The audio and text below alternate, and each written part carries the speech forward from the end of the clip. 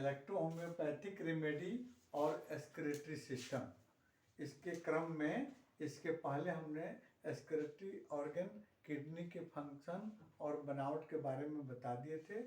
अब हम चलते हैं कि किडनी के कुछ प्रमुख रोगों पर हम विचार करेंगे और इस पर कौन कौन सी इलेक्ट्रोहोम्योपैथिक औषधियाँ कार्य करती हैं, उसको कैसे हम ठीक करेंगे, इसके बारे में हम आज अध्ययन करेंगे।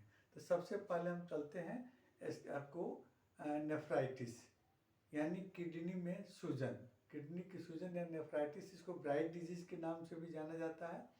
अब देखिए होता क्या है कि किडनी का एक सबसे प्रमुख फंक्शनल यूनिट, जैसे हम ये नेफ्रॉन यहाँ बनाए हैं, नेफ्रॉन में अगर सूजन हो जाता है, ये नेफ्रॉन में सूजन हो जाता है तो किडनी का अन्य भाग भी इससे प्रभावित होता है और अन्य भाग में भी सूजन हो जाता है ना, जिसके चलते आपको फिल्ट्रेशन की क्रिया यानी ब्लड की फिल्ट्रेशन की क्रिया बाधित हो जाती है और इसमें हमारे ब्लड में यूरिया और आपको क्रिएटिनिन की मात्रा बढ़ जाती है और जिसके चलते हमारे शरीर के विभिन्न तंत्र भी गड़बड़ हो जाते हैं, वो भी प्रभावित हो जाते हैं। अब चलते हैं, हम देखते हैं कि हाँ किडनी में आपको सूजन होने के कारण क्या है, क्या क्या कारण है। जैसे गलत रूप से कोई दवा हम ले लिए, अगर बॉडी में रिएक्शन कर जाता है तभी किडनी में सूजन हो सकता है। इकोलाई इन्फेक्शन के चलते भी आपको किडनी में सूजन होने की आपको संभावना रहती है।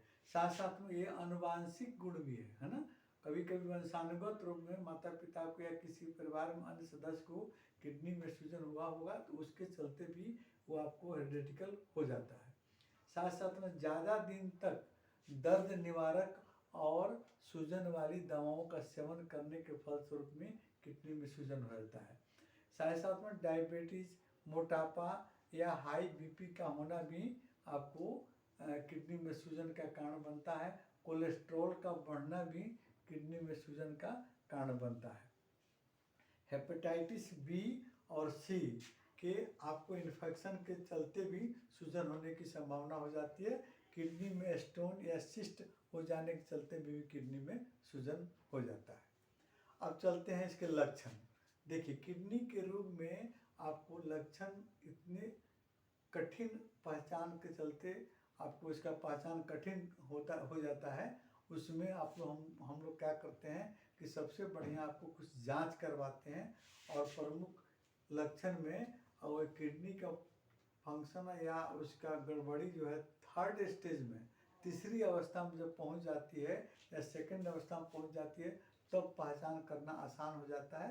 जैसे आपको पैर के टखने में सूजन या चेहरे पर सूजन, आँख के नीचे के सूजन, यहाँ पर सूजन हो जाना, यानी आपको यहाँ आपको वाटर आपको वहाँ जमा हो जाता है पानी की जमा के चलते, या ड्रॉप्सी के केस में ऐसा देखते हैं हम लोग, आँख के पपोटे के नीचे सूजन, पैर में सूजन, बॉडी में भी सूजन हो जाता है। साथ साथ में पेशाब में जलन और दर्द होने की होती है। साथ साथ में आपको पेशाब का रंग भी बदल जाता है, कभी कभी पेशाब में झाग उत्पन्न होता है, एल्ब्यूमिन की मात्रा आपको डिस्चार्ज होने लगती है और साथ साथ में आपको किडनी के पास में दर्द होना और इसके अलावा बीपी का बढ़ा रहना और कभी कभी बुखार या उल्टी की भी शिकायत देखने को मिलती है किडनी के सूजन में। अब देखते हैं कि निदान में सूजन में एवं सबसे पहले हम लोग देखते हैं कि इसका पहचान कैसे करेंगे। अल्ट्रासाउंड कराने पर या KFT आपको किडनी फंक्शन टेस्ट और CBC ब्लड का टेस्ट भी कराने पर ये पता चल जाता है कि किडनी में सूजन है। इसके अलावा हम लोग निदान में सूजन एवं दर्द निवारक दवा से बचना चाहिए, है ना, सूजन और दर्द निवारक दवा से बचिए। साथ साथ में किडनी में आपको के लिए आपको बीपी को कंट्रोल रखना चाहिए। इसके अलावा आपको कोलेस्ट्रॉल की मात्रा भी नियंत्रण में रखना चाहिए, तब जाकर आपको किडनी में सूजन होने से बचा जा सकता है। या उस परिस्थिति में सूजन हुआ तो उस समय और भी प्रिकॉशन यानी आपको सावधानी बरतने में होता है कि आपको पानी का सेवन आवश्यकता अनुसार हम करेंगे। साथ साथ में धूम्रपान का सेवन नहीं करना होगा, तेज मिर्च मसाले का सेवन बंद कर देंगे।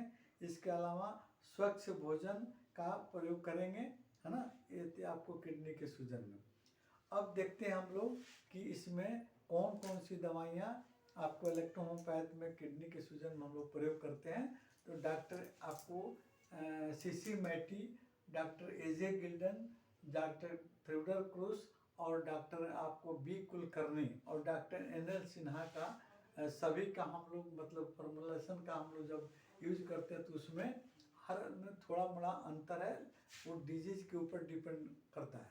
तो जैसे मानते हैं पहले मैं आपको A6, A3, A6, C6 और A3 का प्रयोग, है ना, सेकेंड डायलिसिस हम लोग करते हैं। इसके अलावा A6, C6, A2 का भी प्रयोग करना पड़ सकता है, या कभी कभी आपको इसमें WE और BE का प्रयोग हम करेंगे।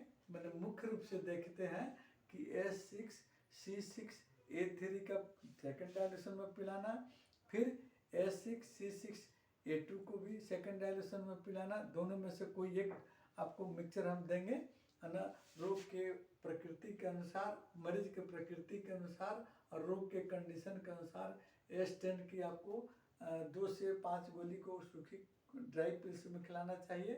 साथ साथ में आपको WE या BE का 2 से 3 ड्रॉप आपको 2 से 3 बार दिन में पिलाना चाहिए। इसके अलावा अगर बुखार की कंडीशन है, बुखार रहता है तो F1 भी इसमें शामिल करेंगे। कब्जियत रहता है तो एसलास या भर्टू की प्रयोग करेंगे। देखिए, और कंप्रेस, इसमें कंप्रेस बहुत ज़रूरी है। जैसे किडनी रीजन पर जैसे 18 नंबर, 23 नंबर, 20 नंबर पर पॉइंट पर नर्व का जहाँ पॉइंट है वहाँ पर हम S5, C5, A2 और F1, F2 का आपको कंप्रेस WE के साथ में वाइट कंप्रेस या नॉर्मल कंप्रेस लगाते हैं। देखिए, ज़्यादा दर्द होने पर, परेशानी होने पर हम 24 नंबर या 29 नंबर इंजेक्शन का प्रयोग करते हैं।